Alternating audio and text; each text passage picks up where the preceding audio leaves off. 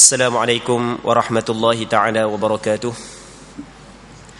A'udzu billahi minasy syaithanir rajim. Bismillahirrahmanirrahim. Alhamdulillahi rabbil alamin wassalatu wassalamu ala asyrafil anbiya'i wal mursalin wa ala alihi wa sahbihi ajma'in. Allahumma rabbi shrah li sadri ويسر لي أمري واحلل عقدة من لساني يفقه قولي ولا حول ولا قوة إلا بالله العلي العظيم اللهم انفعنا بما علمتنا وعلمنا ما ينفعنا وعلمنا ما جهلنا وذكرنا ما نسينا اللهم يسر ولا تعسر رب تمم بالخير اللهم افتح علينا فتوح العارفين وفقنا توفيق الصالحين اللهم لا سهل إلا ما جعلته سهلا وأنت تجعل الحزن إذا شئت سهلا اللهم اجعلنا من السعداء المقبولين ولا تجعلنا من الأشقياء المردودين اللهم صل وسلم وبارك على سيدنا ومولانا محمد وعلى آله وصحبه أجمعين والحمد لله رب العالمين.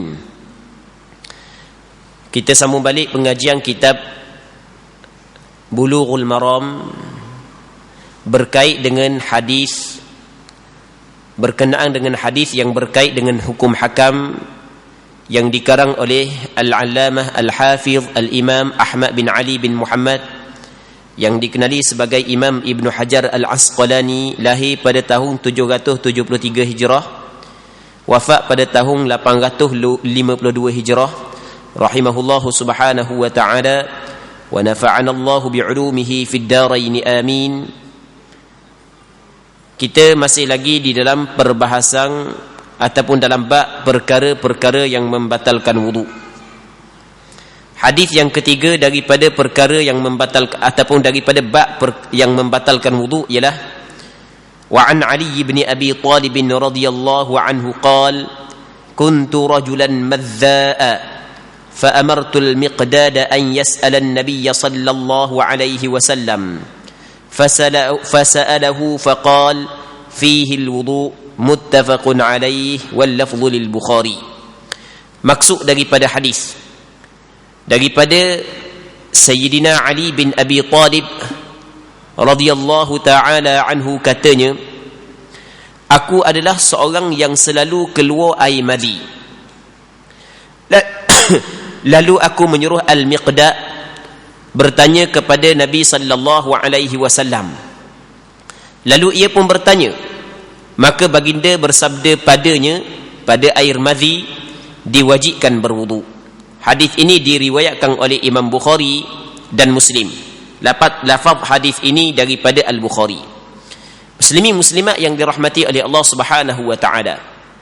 Di antara sahabat Nabi sallallahu alaihi wasallam yang cukup masyhur adalah Ali bin Abi Talib. Dia sahabat Rasulullah. Dia adalah anak kepada pak saudara Rasulullah. Semasa kecil Rasulullah sallallahu alaihi wasallam pelihara dia. Kerana Abu Talib ayah dia orang susah, anak ramai, jadi ambil Ali. Rasulullah sallallahu alaihi wasallam pelihara. Rasulullah pelihara sepupu dia. Masa Rasulullah kecil, Abu Talib pelihara dia. Untuk membalas jasa Abu Talib, maka Rasulullah sallallahu alaihi wasallam ambil anak Abu Talib pelihara. Apabila Ali meningkat dewasa, Rasulullah sallallahu alaihi wasallam kahwinkan Sayyidina Ali dengan anak perempuan dia, Fatimatuz Zahra. Jadi Sayyidina Ali di antara sahabat yang cukup masyhur. Sayyidina Ali menjadi menantu Nabi sallallahu alaihi wasallam kerana dia berkahwin dengan anak perempuan Rasulullah namanya Fatimah. Jadi Sayyidina Ali ni dia banyak keluar air mazi. Dia rajulan madza, maksudnya banyak keluar air mazi. Air mazi ni benda, air mazi ni air hak putih hak yang keluar ketika syahwat naik. Ketika duduk syahwat tu naik, sebelum nak jimuk, Masa tu keluar air mazi. Jadi oleh kerana banyak sangat Sayyidina Ali keluar ni air mazi, maka Sayyidina Ali nak tahu hukum. Air mazi keluar ketika naik bangkit syahwat. Biasa orang lelaki naik syahwat dia naik ketika dia duduk tepi bini dia. Bini dia anak Rasulullah. Jadi dia dok tanya diri, malu lah. Sebab itulah Sayyidina Ali suruh siapa? Suruh Miqdad tanya Nabi sallallahu alaihi wasallam sebab malu. Allah Rabbi, apabila Miqdad ditanya Rasulullah, maka Rasulullah sallallahu alaihi wasallam menjawab bahawasanya keluar mazi mewajibkan wudu. Muslimin muslimat yang dirahmati oleh Allah Subhanahu wa taala. Dalam hadis ni kita dapat ambil benda di antara perkara yang membatalkan wudu adalah keluar air mazi. Jadi apabila keluar air mazi batal wudu. Air mazi dak wajib mandi. Sebab Rasulullah sallallahu alaihi wasallam dak suruh pun sahabat mandi apabila keluar air mazi. Dalam hadis ni Nabi sallallahu alaihi wasallam sebut fihi wudu. Di sana ada riwayat yang lain Rasulullah sallallahu alaihi wasallam suruh dia basuh zakar dia. Ada riwayat sampai ke basuh 2 batu. Orang lelaki lah, orang puan tak ada batu. Dah kita nak ayat benda lagi kan? Ayat direct gitu lah. Okey, bahasa lembut sikit. 2 telur orang lelaki. Takut tak faham pula. Kita ayat direct lah. Ayat Terengganu dak ngasah dah kita rasanya 2 ti batu. Jadi ada riwayat Rasul suruh basuh 2 biji batu. Ada riwayat Rasul suruh basuh zakar. Maka ulama ambil daripada riwayat-riwayat tersebut, hukumnya adalah air mazi, hukum dia najis. Jadi apabila keluar air mazi, wajib kena basuh kemaluan dan wajib berwudu. Kerana di antara perkara yang membatalkan wudu adalah keluar air mazi daripada kemaluan. Okey, muslimin muslimat yang dirahmati oleh Allah Subhanahu wa taala. Habis seterusnya, wa an Aisyah radhiyallahu anha anna an-nabiy sallallahu alaihi wasallam qabbala ba'd nisa'ihi thumma kharaja ila as-salati wa lam yatawadda. Akhrajahu Ahmad wa dha'afahu al-Bukhari. Maksud hadis daripada Aisyah radhiyallahu anha bahawasanya Nabi sallallahu alaihi wasallam pernah mencium di antara isteri-isterinya. Isteri Rasulullah sallallahu alaihi wasallam ramai. Jadi kata Aisyah, Rasulullah sallallahu alaihi wasallam pernah mencium sebahagian daripada isteri dia. Dia cium sebahagian daripada isteri dia.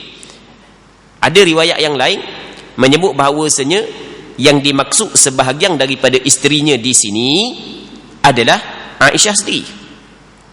Aisyah kata Rasulullah cium sebahagian daripada isteri dia. Kalau kita ada gambar bini, kita nak cium hak seorang tu, takkan kita nak cium hak depan hak seorang lagi. Memang jelas kan? Jadi Rasulullah sallallahu alaihi wasallam cium sebahagian daripada isteri dia, maksudnya Aisyah sendiri. Lepas daripada Rasul cium, kemudian baginda keluar sembahyang, padahal baginda tidak mengambil wudu. Jadi hadis ni menjadi sandaran kepada pandangan ulama yang mengatakan bersentuh laki-laki dan perempuan ia tidak membatalkan wudu. Namun hadis ni bukan hadis sahih. Hadis ni adalah hadis dhaif. Sebab itulah majoriti ulama tidak menjadikan hadis ni sebagai sandaran hukum. Tengok kata jadi keluarkan oleh Imam Ahmad bin Hanbal, Imam Al-Bukhari menganggapnya sebagai hadis dhaif. Dia hadis dhaif, tidak boleh dijadikan sandaran hukum. Okey, jadi kalau kita tengok kepada hadis ni, bersentuh laki-laki dan perempuan ia tidak membatalkan wudu. Namun pandangan yang mengatakan tidak membatalkan wudu bukanlah pandangan majoriti ulama. Pandangan minoriti, iaitu pandangan mazhab Hanafi sahaja. Manakala pandangan majoriti ulama, termasuk pandangan mazhab Maliki, mazhab Syafi'i, mazhab Hanbali, mengatakan bersentuh lelaki dan perempuan ia membatalkan wudu. Hadis ni tidak boleh dijadikan sandaran kerana hadis ni dhaif. Siapa yang menilai dhaif? Imam Bukhari sendiri menilai hadis ni sebagai hadis dhaif. Hadis yang kita nak buat sandaran hukum, mesti hadis itu sahih ataupun hadis itu hasan, ataupun hadis dhaif yang dikuatkan naik kepada hasan li ghairi. Ni kita sebut gitu jelah. Nak urang jadi panjang pula benda hasan li ghairi. Baik. Jadi menurut pandangan majoriti ulama, bersentuh lelaki dan perempuan ia membatalkan wudu. Itu menurut pandangan majoriti ulama. Dalilnya Al-Quran dan hadis. Al-Qurannya adalah Allah Subhanahu wa taala kepada Al-Quran, aula mastumun nisa. Di antara perkara yang mewajibkan wudu adalah menyentuh oleh kamu perempuan. Dalam bahasa Arab la masa ada makna jima' dan ada makna menyentuh. Tapi di sana ada qiraat mutawatirah. Qiraat yang mutawatir datang daripada Rasulullah baca dengan aula mastumun nisa.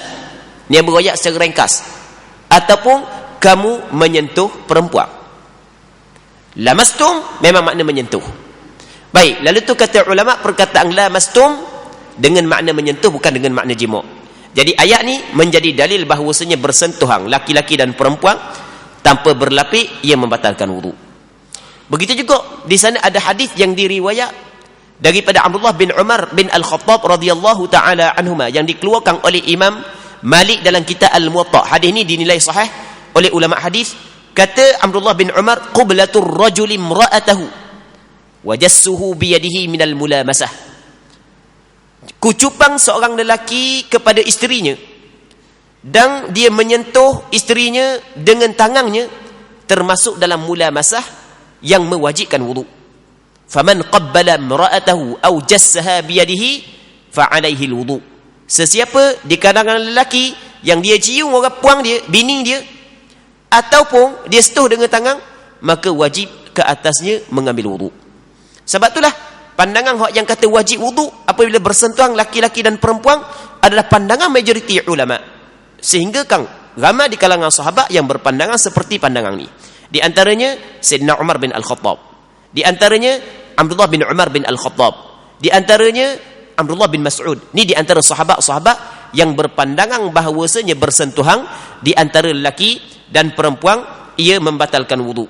Bahkan Imam Nawawi di dalam kitab Majmu' menyebut ramai juga ulama-ulama di zaman salaf, di antaranya adalah Zaid bin Aslam, Imam Makhul, Imam Asy-Sya'bi, Imam An-Nakhai, Imam An-Nakhai, Imam Atha bin Sa'ib, Imam Ibn Syihab Az-Zuhri, Yahya bin Sa'id Al-Ansari, Imam Rabi'ah, Imam Sa'id bin Abdul Aziz. Salah satu daripada riwayat daripada Imam Al-Auza'i mengatakan bahawasanya bersentuhan laki-laki dan perempuan ia membatalkan wudu. Pandangan majoriti ulama. Orang yang kata tidak membatalkan wudu adalah pandangan minoriti, pandangan sebahagian daripada ulama, iaitu pandangan mazhab Hanafi dan ada beberapa pandangan di kalangan sahabat Nabi sallallahu alaihi wasallam. Okey, kesimpulan. Kesimpulan bersentuh lelaki dan perempuan membatalkan wudu ataupun tidak? Di sini berlaku perselisihan di kalangan ulama. Ada sebahagian daripada ulama, ni pandangan majoriti ulama mazhab, mengatakan ia membatalkan wudu. Pandangan sebahagian ulama, bukan pandangan majoriti mazhab, iaitu pandangan mazhab Hanafi, kata tak batal wudu. Hak yang kata batal wudu pandangan majoriti ya. Kita orang belajar kita kena faham molek. Pandangan hak yang kata batal wudu pandangan majoriti. Majoriti ulama mazhab. Mazhab Maliki kata batal wudu. Mazhab Syafi'i, mazhab Hambali. Dan pandangan sebahagian besar di kalangan sahabat. Kita kata ada pandangan Sayyidina Umar bin Al-Khattab, pandangan Abdullah bin Umar, pandangan Abdullah bin Mas'ud, sebahagian daripada sahabat Rasulullah dan sebahagian ulama di zaman tabi'in berpandangan bahawasanya bersentuhan laki-laki dan perempuan ia membatalkan wudu. Sebenarnya perbahasan sandaran apa semua sekali panjanglah. Cuma kita nak khabar pandangan yang kata membatalkan wudu adalah pandangan majoriti ulama, termasuk majoriti ulama empat mazhab. Cuma mazhab Maliki dengan mazhab Hambali meletakkan syarat ada syahwah ketika menyentuh. Kalau tak ada syahwah tak ada masalah. Mazhab Syafi'i dia kata ada syahwah ke, tak ada syahwah ke, batal. Mazhab Maliki, mazhab Hambali dia kata ada syahwah ke, tak ada syahwah tak batal, ada syahwah baru batal. Sebenarnya malah nak sebut juga pandangan-pandangan mazhab banyak sangat. Tapi oleh kerana benda ni banyak sangat di tempat kita, ada orang kata batal, ada orang kata tak batal, jadi perlu juga kita kena dedah permasalahan hak yang orang duk dedah dah sebelum daripada ni, supaya kita betul-betul faham permasalahan ni. Okey. Jadi ini di antara masalah yang berlaku perselisihan di kalangan ulama. Cuma mazhab Imam Syafi'i kata batal wudu dengan beberapa syarat. Di antaranya kalau sekiranya tidak berlapik. Tidak berlapik. Kalau berlapik tu tak batal wudu. Yang pertama. Yang keduanya adalah hak yang lelaki dan perempuan saat itu telah sampai kepada hak syahwah, dewasa kedua-duanya. Maksud dia dewasa bukan kanak-kanak lah. Kalau orang puang tu umur baru 3 tahun, hak lelaki umur 18 dah batal wudu. Dia mesti kena dewasa kedua. Okey. Yang ketiganya, lelaki dan perempuan tu tidak ada hubungan mahram. Maksudnya perempuan tu perempuan ajnabi, lelaki tu lelaki ajnabi. Kalau ada hubungan mahram, ia tidak membatalkan wudu. Setor dengan mak, tak batal wudu. Setor dengan kakak, mak dara, tok dara, cucu, anak dara, cucu dara, semua tak batal wudu. Sebab ada hubungan mahram. Okey, habis. Seterusnya, wa an Abi Hurairah radhiyallahu anhu qala Rasulullah sallallahu alaihi wasallam, idza wajada ahadukum fi batnihi shay'an fa ashkala alayhi akhraja minhu shay'un am la fala yakhrujanna min al-masjid hatta yasma' sautan aw yajida riha. Maksudnya daripada Abu Hurairah radhiyallahu taala anhu katanya, sabda Rasulullah sallallahu alaihi wasallam, Rasul bersabda, apabila seseorang kamu merasai sesuatu dalam perutnya, kalau rasa ada benda dalam perut dia, serta ia merasa ragu-ragu, adakah keluar daripadanya sesuatu ataupun tidak? Tubik ke dok kat punggung dia? Maka janganlah ia keluar daripada masjid untuk berwuduk hinggalah ia mendengar bunyi angin atau terhidu baunya. Dikeluarkan oleh Imam Muslim. Muslimin muslimat yang dirahmati oleh Allah Subhanahu wa taala. Dalam hadis ni Syekh ataupun Al-Hafiz Al-Imam Ibn Hajar Al-Asqalani mendatangkan hadis ni kerana dia ingin menyatakan kepada kita keluar angin daripada dubur juga termasuk dalam perkara yang membatalkan wudu. Keluar angin daripada dubur juga termasuk di dalam perkara yang membatalkan wudu. Jadi kalau orang tu ketuk bahasa kita, maka batal wudu dia. Baik. Hak ni sepakat ulama tanpa ada khilaf. Sepakat ulama mengatakan ketuk ia membatalkan wudu tanpa ada khilaf. Adapun kalau ketuk melalui alat depan, biasanya berlaku kepada perempuan. Perempuan kan, dia ketuk melalui kemaluan depan dia. Maka masalah ni berlaku perselisihan di kalangan ulama, ia membatalkan wudu ataupun tidak. Sebahagian ulama kata batal wudu, sebahagian yang lain kata tak batal wudu. Orang puang ketuk melalui kemaluan depan dia, melalui farak dia, ketuk farak. Batal wudu ke tak? Ini ulama berselisih pandangan. Ada sebahagian ulama kata batal wudu, ada sebahagian yang lain kata tidak batal wudu. Mazhab Syafi'i dia kata batal wudu. Kerana di sana ada hadis secara umumnya kata Rasulullah dalam hadis itu, la wudu'a illa min sautin aw rih. Tidak ada wudu melainkan daripada bunyi ataupun bau. Rasul kata lagu tu, tidak ada wudu melainkan daripada bunyi ataupun bau. Jadi sama ada bunyi bau saat itu keluar daripada kubul ataupun dubur, dia termasuk dalam hadis tersebut. Sebab itulah pandangan mazhab Imam Syafi'i, kentuk farak juga termasuk dalam perkara yang membatalkan wudu. Orang lelaki tak ada jarang orang lelaki kan ada orang ketuk melalui zakar. Payah kan kita nak jumpa kan, kita tak biasa dengar lagi, tahu takut ada sungguh ke? Kita tak biasa dengar, mungkin ada. Baik, bukan benda itu mustahil. Katanya hadis ni lagu mana bunyinya, maksud dia daripada Abi Hurairah radhiyallahu taala anhu katanya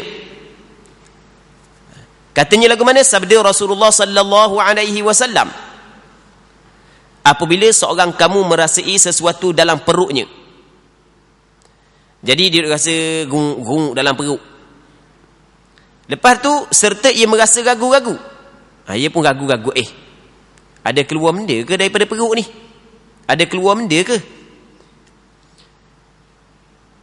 Katanya, maka janganlah ia keluar daripada masjid. Tak perlu keluar dari masjid. Kalau dia tengah semayang, tak perlu berhenti semayang. Hinggalah ia mendengar bunyi angin atau terhidu baunya. Okey, jadi kalau bunyi angin, bunyi ketuk, ketuk, ataupun bau, dia biasa gitulah. Kalau misalnya tak bunyinya bau, ketuk yang sah, bau. Kalau ketuk kuat, tak bau. Kalau jenis makan ruyak, kuat ke, tak kuat ke, bau belakang. Baik, maka ia membatalkan wudu. Muslimin muslimat yang dirahmati oleh Allah Subhanahu wa taala. Perkataan Rasulullah sehingga dia mendengar bunyi ataupun mendapati bau, maksudnya adalah apabila dia yakin keluar sesuatu daripada perut dia. Sama ada yakin melalui dengar ataupun melalui bau ataupun melalui benda yang lain. Okey. Ketuk dia seh, tak bunyi pun, bau pun tak. Tapi dia yakin keluar daripada punggung dia angin, tetap batal wudu. Bukanlah maksud kalau tak bau, tak dengar suara, tak dengar bunyi, tak batal wudu, bukan. Cuma ghaliknya dua tu lah hak yang yakin. Tapi kalau kita yakin keluar sesuatu daripada punggung kita walaupun tak bau, tak bunyi, maka tetap hukum dia membatalkan wudu. Okey. Hadis ni di antara hadis yang menjadi dalil kepada kaedah yang cukup masyhur di dalam fiqh, iaitu kaedah al-yaqin la yuzalu bisyak ataupun al-yaqin la yazulu bisyak. Benda yang yakin tidak hilang dengan syak dan ragu-ragu. Tengok hadis ni di antara hadis yang menjadi dalil kepada kaedah tersebut. Kita dalam fiqh dipanggil ada kaedah, yang mana kaedah ni memang cukup banyak digunakan dalam hukum hakam. Kaedah dia al-yaqinu la yazulu bisyak. Benda yang yakin tidak hilang dengan syak. Kalau kita yakin sesuatu perkara, tiba-tiba kita ragu lawang bagi perkara tersebut, tetap dihukumkan kepada perkara tersebut, tidak kepada lawang dia. Okey, boleh faham? Sekarang ni kita ambil air semayang, kita yakin kita ada wudu. Tiba-tiba kita syok dalam perut kita, tubik ke dak. Maka syok tubik ke dak, dia tidak dapat menghilangkan yakinnya kita ambil wudu tadi. Begitu juga sebalik. Tadi kita masuk tandah, kita yakin wudu kita terbatal. Lepas daripada 2 jam kita nak semayang, kita pun syok. Aku ambil air semayang ke dak dia? Aku ambil air semayang ke dak dia? Maka kata ulama, hukum dia adalah tidak berwudu. Kerana hak yang tidak berwuduk yakin, hak yang ambil semayang syok. Bahkan kata ulama, perkataan syok dalam fiqh lain daripada makna syok dalam usul fiqh. Perkataan syok dalam fiqh termasuk juga dhan, kuat sangkaan, selama tidak sampai kepada yakin, juga dinamakan sebagai syok. Imam As-Suyuti dalam kitab Al-Ashbah wan Nadhair menjelaskan perkara ni, supaya kita tidak tersilap dalam memahami permasalahan ni. Sehingga kan kata ulama, kita tadi kita yakin kita berhadas sebab kita masuk tandas, kecing ke begok ke ketuk ke, tak kira lah. Lepas daripada tu kita nak semayang, kita berat ambil dai semayang, tapi kita tak yakin. Berat 70% macam ambil dai semayang, tapi tak yakin ambil semayang. Daripada segi hukum lagu mana? Dihukumkan sebagai dia orang yang berhadas. Kerana benda? Kerana al-yaqinu la yazulu bisyak. Benda yang yakin tidak hilang dengan syak. Yakin hadas dia tidak dapat dihilang dengan syak, maksudnya tidak yakin dia ambil air semayang. Benda yang yakin dapat dihilang dengan yakin yang seumpamanya. Al-yaqin yuzalu bil yaqini mithli. Benda yang yakin dapat dihilangkan dengan keyakinan yang seumpamanya. Okey, boleh faham? Okey. Jadi kita duduk dalam semayang, keluar kedok syok tak yakin, maka tetap sah semayang kita. Okey, boleh faham kan? Macam kita ada semayang juga, macam kita berhadas, banyaklah masalah kalau kita nak contoh. Okey, buat contoh untuk muslimat. Jadi sekarang ni biasa muslimat apabila berhenti darah haid, dak mari dah darah. Ada sebahagian muslimat di tempat kita,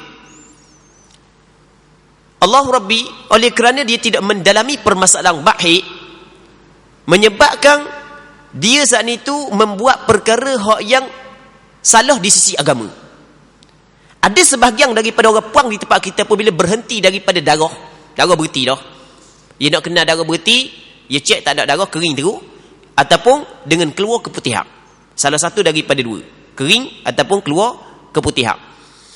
Jadi dia tak semayang lalu, dia tak mandi lalu, dia tunggu 24 jam dulu. Okey, biar ada orang puang ramai di tempat kita. Jangan-jangan muslimat sini pun sama juga aku.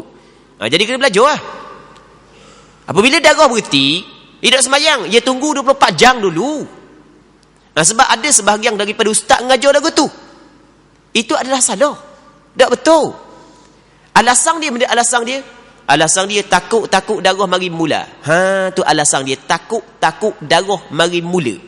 Sebab tu tak semayang tau. Dah berapa darah berhenti dah mudah semayang lagi? Takut darah mari mula. Sebab tunggu 24 jam. Hak tunggu 24 jam dia. Ada hak yang tunggu sampai 15 hari 15 malam. Ada sampai tunggu 15 hari 15 malam. Baru mandi wajib. Sebab takut darah mari mula. Itu adalah satu kesilapan.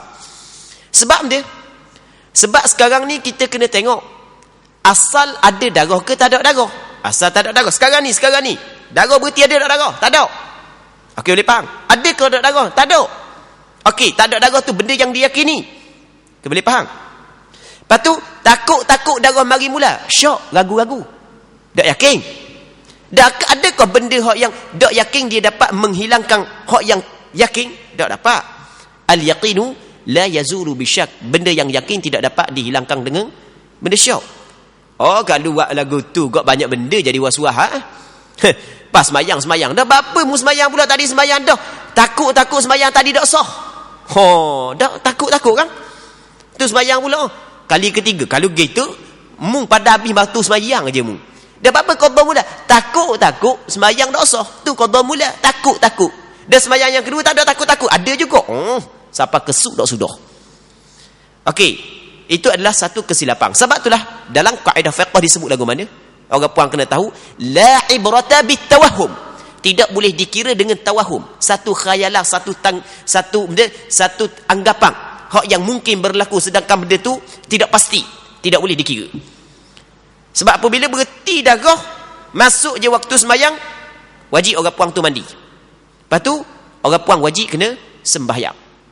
Tu kena orang puan kena faham. Dan benda ni kita cerita dah pada minggu lepas. Dalam hadis yang diriwayat daripada Aisyah ketika mana Fatimah bintu Abi Hubaish mari jumpa dengan Rasulullah. Fatimah bintu Abi Hubaish cerita bahawasanya dia keluar darah istihadah. Lepas tu Rasul jawab lagu mana? Fa idza aqbalatil haidatu fada'is sadah.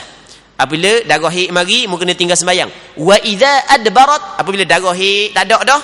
Lepas tu benda kata Rasulullah sallallahu alaihi wasallam, faghsili anki dam wa salli. Mu kena basuh darah, mu kena sembahyang. Kalau darah dak mari, mu kena sembahyang. Tanpa perlu menunggu tempoh yang tertentu. Allah Rabbi. Ada sebahagian kata kalau kita pergi Mekah dalam keadaan kita haid, baik.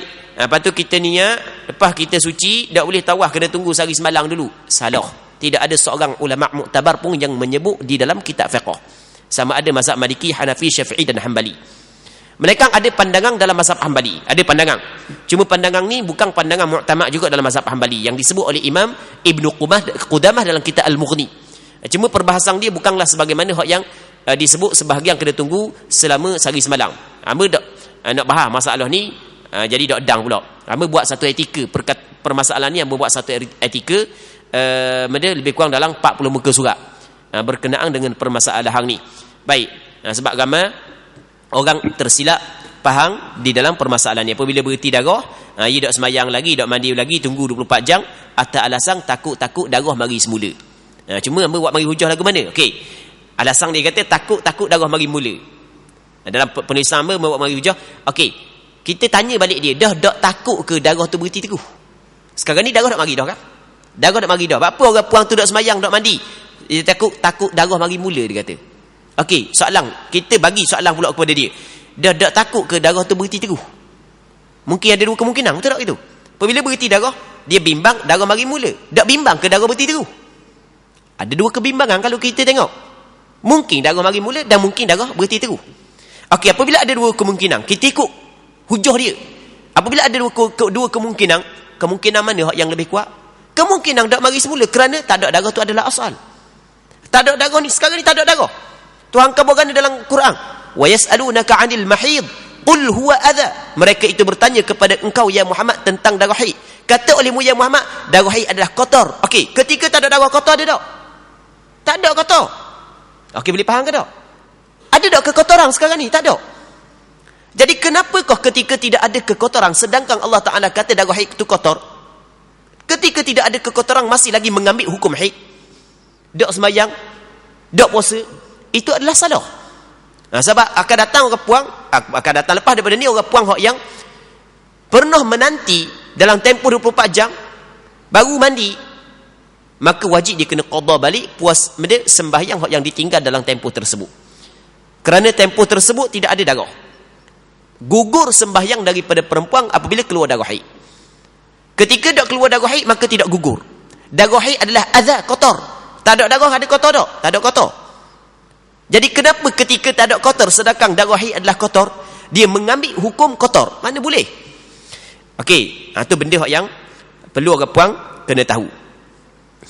Seterusnya hadis seterusnya mana?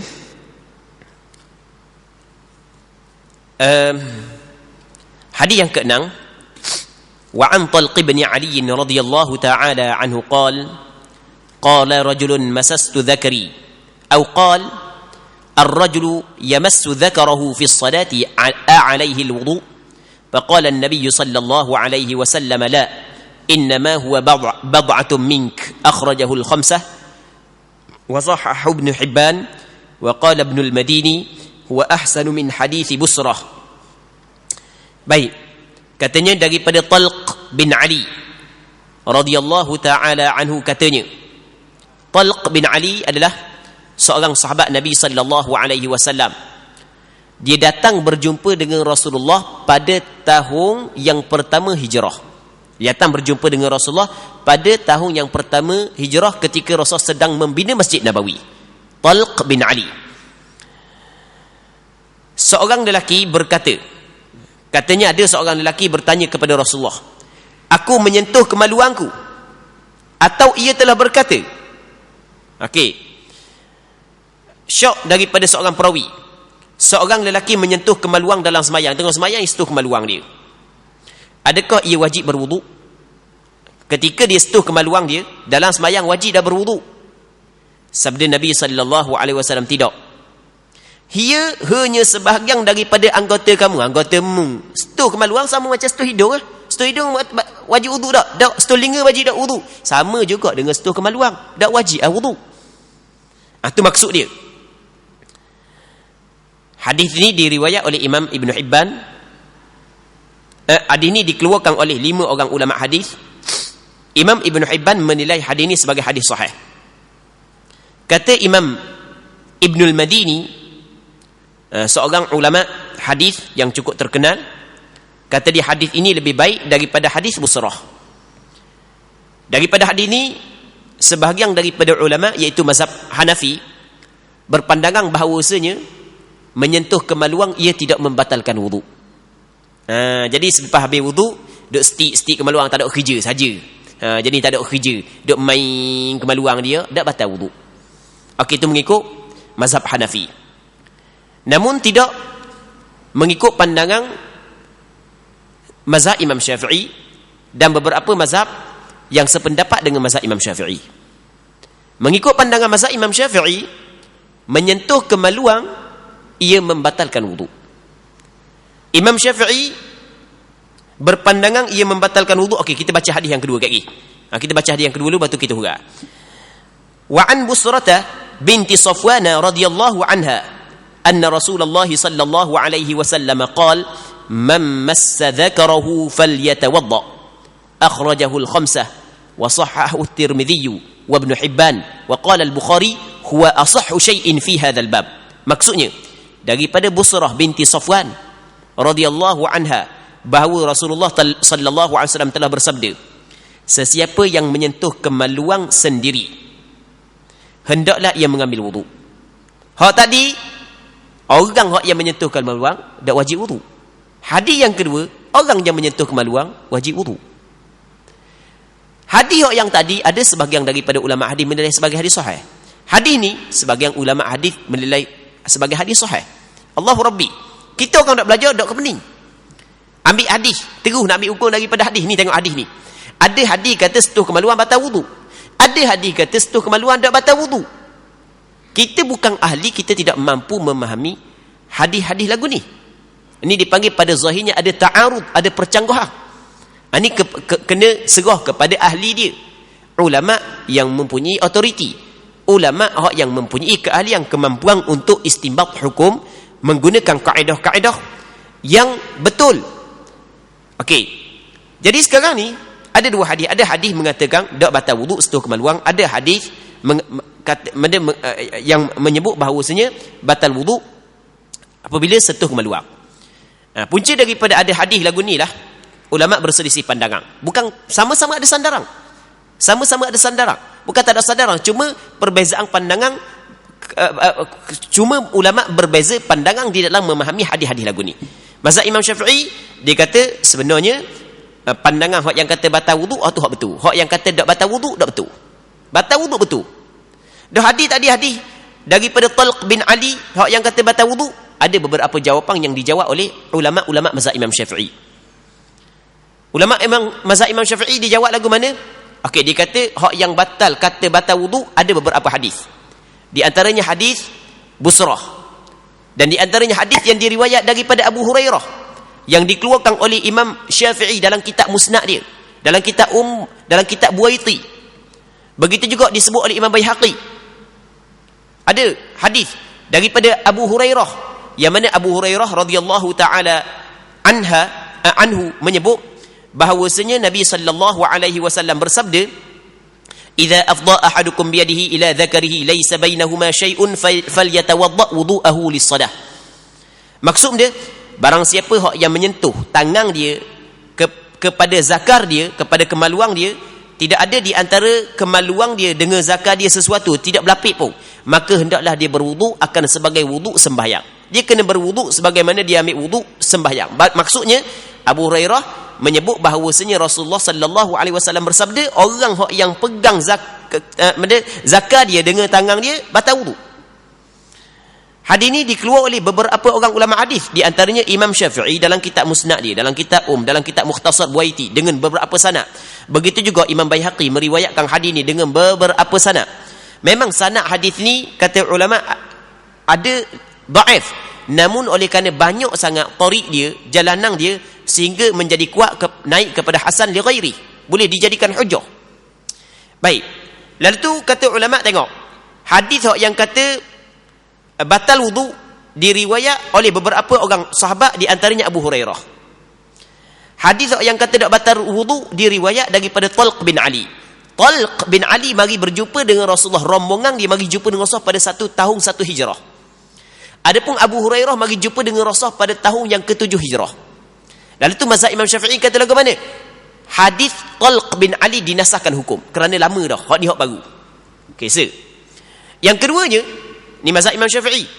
Mazhab Imam Syafi'i kata lagu mana? Cuba perhati molek dalam hadis Talq bin Ali, yang mana ar-rajulu yamassu dzakarahu fi ssalati, dia sentuh zakar dia dalam sembahyang. Orang sentuh dan zakar dia sembahyang, kalau kita tengok pada ghalib, dia sentuh kat luar, dia tak sentuh kat dalam. Kan dia sentuh kat dalam. Ghalib, pada ghalib kebiasaan, tapi tak mustahil nya selok awak masuk tangan dalam. Tapi ghalib dah tengah sembahyang, takkan nak gagal dalam tu. Kalau gata-gata pun kat luar, awak benda gagal dalam tu kan. Okey, jadi kata mazhab Imam Syafi'i, hadis Talq bin Ali kalau kita terima, maksud sentuh saat itu berlapik. Berlapik dah batal wuduk lah. Okey, boleh faham? Baik. Yang kedua, yang ketiganya, hadis Talq bin Ali ramai ulama hadis menilai sebagai hadis dhaif. Sehingga Kang Imam Baihaqi menyebut dalam kitab dia wajah-wajah bahawasanya hadis Talq bin Ali adalah hadis dhaif. Manakala hadis Busrah binti Safwan adalah hadis sahih. Maka sebab itulah mazhab Imam Syafi'i mengatakan batal wudu. Tapi dengan syarat tanpa berlapik. Menyentuh dengan tapak tangan. Ada pun sentuh dengan belakang tangan, sentuh dengan siku, benda kemaluan dia, itu tak batal. baik, setuh dengan kaki, tu tak batal. Tu mengikut mazhab Imam Syafi'i. Yang dimaksud dengan kemaluan mazhab Imam Syafi'i adalah cakap mudah batang kalau orang lelaki. Kita nak sebut benda lagi dak, kita nak sebut dah. Adapun telur dak batal wuduk. Dak main telur lepas ambil wuduk dak batal wuduk. Memang jenis tak ada kerja. Main telur. Orang puang hak batal wuduk apabila dia setuh bibir kemaluan dia. Hak lain dak batal. Okey. Setuh dengan jari benda perut tangan, perut jari dan tapak tangan tanpa berlapik. Kalau berlapik dak batal wuduk. Dah mana duduk tengah dengar kuliah ni antara maghrib dengan isyak rasa gatal kita garu. Garu atas kemaluan tu lah. Tapi dok garu dalam kain. No, garu luar kain oi. Ada apa dak batal? Garu banyak mana pun sebab berlapik. Cuma dok comel lah depan orang dok garu gitu. Dok comel mana selu-selu dah garu. Macam kita tak ada orang garu. Contoh. Okey habis. Hadis seterusnya wa an Aisyah radhiyallahu taala anha anna Rasulullah sallallahu alaihi wasallam qala. Okey kita berhenti situ dulu untuk malam ni. Insya-Allah kita berdoa kepada Allah Subhanahu wa taala agar perkongsian kita pada malam ni sama-sama dapat mengambil manfaat. Allah Subhanahu wa taala a'la wa alam. اللهم حققنا باتباع نبيك محمد صلى الله عليه وسلم ظاهرا وباطنا اللهم اجعلنا ممن يستمعون القول فيتبعون أحسنه اللهم إنا نسألك الإخلاص في القول والعمل اللهم اجعل آخر كلامنا في الدنيا قول لا إله إلا الله وصل اللهم وسلم وبارك على سيدنا محمد وعلى آله وصحبه أجمعين والحمد لله رب العالمين.